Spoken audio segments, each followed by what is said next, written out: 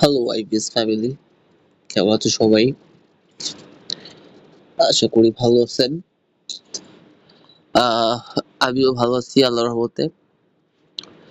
তো আইবিএস কি ভাই? আইবিএস হচ্ছে জাস্ট একটা ব্রেইন গাট ডিসঅর্ডার এবং আপনার যে ব্রেইনের যে নিউরোট্রান্সমিটার ওইখানে অনেক ধরনের কেমিক্যাল হরমোন থাকে। সেরোটোনিন থাকে, ডোপামিন থাকে, মেলাটোনিন থাকে যেটা স্লিপ হরমোন, এন্ডোরফিনস থাকে, অক্সিটোসিন থাকে, এপিনেফ্রিন থাকে, নরএপিনেফ্রিন থাকে। তো এগুলা একটা সুস্থ মানুষের ব্রেইনে যে কেমিক্যাল হরমোন গুলোর কথা বলছি এগুলা বেসিক্যালি নরমাল থাকে, যেটা যতটুকু দরকার ঠিক ততটুকু থাকে। আজকের কথাগুলো ভালো করে মনোযোগ দিয়ে শুনবেন, বুঝবেন। আশা করি আইবিএস এর ব্যাপারে অনেক ইনফরমেশন জানতে পারবেন।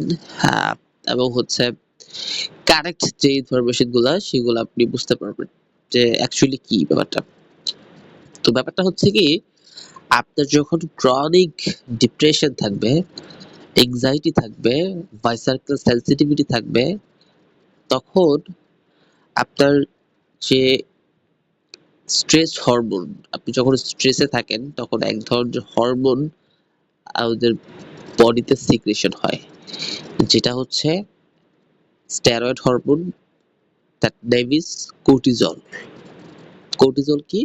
Stress hormone. যখন আপনি স্ট্রেসে থাকেন তখন এই হরমোনটা আপনার নিউরোট্রান্সমিটার থেকে নিঃসরিত হয়। তো আপনার যখন এই আপনি যখন ক্রনিক একটা স্ট্রেসের মধ্যে থাকবেন, আপনি যখন একটা এংজাইটির মধ্যে থাকবেন, লং টার্ম যদি আপনি এংজাইটিতে ভোগেন, এংজাইটিতে থাকেন, কোনো কিছু নিয়ে যদি ডিপ্রেশনে থাকেন, তখন হয় কি, আপনার যে নার্ভাস সিস্টেম, হ্যাঁ, আমাদের যে নার্ভাস সিস্টেম, তো এই নার্ভাস সিস্টেমটা উলটপালট হয়ে যায়। যেমন আপনার বডির যে সিম্প্যাথেটিক কার্যক্রমটা, সেই সিম্প্যাথেটিক কার্যক্রমটা বেশি হয় এবং বডির যে প্যারাসিম্প্যাথেটিক কার্যক্রমটা ওইটা কমে যায়। তখন হয় কি, আমাদের যে গাট, গাট মানে হচ্ছে আমাদের যে পেট, এই পেটটা নষ্ট হয়ে যায় এবং পেটের মধ্যে যে যে গুড মাইক্রোবায়োম থাকে বা ব্যাড মাইক্রোবায়োম থাকে, এগুলার ইমব্যালেন্স হয়ে যায়। এগুলার ইমব্যালেন্স হয়ে যায় দেখা আপনার গাট এবং ব্রেন এবং গাট এই দুইটার মধ্যেই প্রবলেম হয়।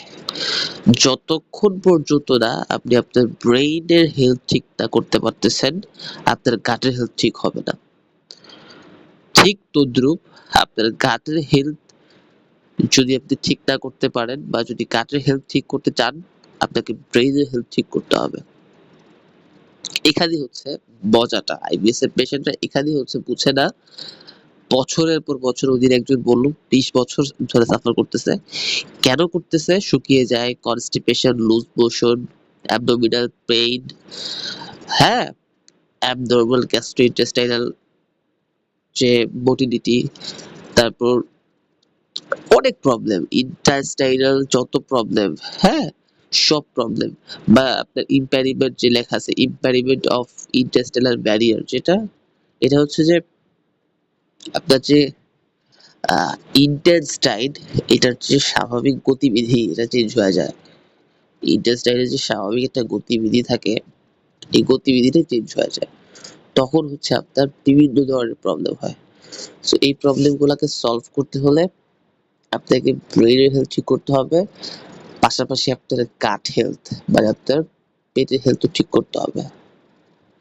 আপনি যদি পেটের হেলথ এবং আপনার ব্রেইনের হেলথ ঠিক করতে পারেন, আপনি আইবিএস থেকে মুক্তি পেয়ে যাবেন। আশা করি বুঝতে পারছেন। সো যেটা করতে হবে যে আপনি আমার সাথে কন্ট্যাক্ট করেন, আমি আপনাকে এখান থেকে বের করতে পারবো ইনশাল্লাহ। কারণ আমি আমার এক্সপিরিয়েন্সে আমি অনেক আইবিএস এর পেশেন্ট বের করছি। আমি নিজে বের হইছি, আমার এক্সপিরিয়েন্সে বের হইছি এবং আমি আইবিএসটা বুঝি। আইবিএস এর ব্যাপারে আমার যথেষ্ট জ্ঞান, যথেষ্ট নলেজ আছে। এই বিষয়টা আমি বুঝি যে কিভাবে কি করতে হবে এবং কখন কি করতে হবে। সো যারা আইবিএস এর পেশেন্ট আছেন যোগাযোগ করতে পারেন। সময় লাগবে ৪, ৫, ৬ মাস সময় লাগবে, কিন্তু আপনারা এখান থেকে বের হতে পারবেন। আমি আপনাদেরকে হেল্প করে বের করতে পারবো। সো কি করতে হবে? দেরি না করে আমার ডেসক্রিপশন বক্সে আমার নাম্বার দেওয়া আছে। যোগাযোগ করেন, আমার সাথে কথা বলেন, প্রবলেম শেয়ার করেন এবং কিভাবে বের করতে হবে, কি করতে হবে প্রসেসটা জানেন। আশা করি বের হয়ে যাবেন। কারণ আমি নিজে বের হইছি এবং অনেক পেশেন্টকে দেখছি বের হইতে এবং আমি নিজে বের করছি ফ্রম মাই এক্সপেরিয়েন্স। আমি যখন ৭ বছর আইবিএস এ ভুগি আমি এত কিছু জানতাম না। আফটার দ্যাট আমি যখন জানছি যে না এটা আসলে একটা ব্রেইনের প্রবলেম, এটা নিউরোট্রান্সমিটারের কেমিক্যাল ডেফিসিয়েন্সি, হরমোনাল ডেফিসিয়েন্সি, তখন আমি আসলে এখান থেকে আস্তে আস্তে বের হইতে পারছি। সো ভাই বোন সবাইকে বলতেছি যারা আইবিএস এর পেশেন্ট আপনারা কন্ট্যাক্ট করতে পারেন নির্দ্বিধায় এবং এখান থেকে বের কিভাবে করতে হবে সেই প্রসেসটা আমার জানা আছে তো। আর আইবিএস এত বাজে রোগ যে মানুষের কারোর প্রতি বিশ্বাসযোগ্যতা বা ট্রাস্ট থাকে না, মানে ট্রাস্টওয়ার্দি পারসন পান না আপনারা। So you can trust me, you guys can trust me. এখান থেকে আমি বের করতে পারবো ইনশাল্লাহ। সো বের হয়ে যাবেন, সমস্যা নেই। লাইফে অনেক ডক্টর দেখাইছেন, অনেক রিপোর্ট করছেন, অনেক টেস্ট করছেন, সব নরমাল। এগুলো আমরা জানি। আমি নিজেও এমআরআই থেকে শুরু করে সিটি স্ক্যান পর্যন্ত করছি, ইসিজি পর্যন্ত করছি, ব্লাডের সিবিসি, আরবিএস টেস্ট, রক্তের test, kidney test, creatinine, LGBT সব করা হয়েছে। এন্ডোস্কোপি, কোলোনোস্কোপি, সিগ্রোস্কোপি সব করা। সব সবকিছু না, থাইরয়েড টেস্ট প্রায় ইচ এন্ড এভরি আমার প্রায় ২০-৩০ হাজার টাকার টেস্টই করা ছিল। সো বের হবেন, দুশ্চিন্তা করবেন না। দুশ্চিন্তা খুব বাজে। চিন্তা করেন, আপনি দুশ্চিন্তা করতে পারবেন না।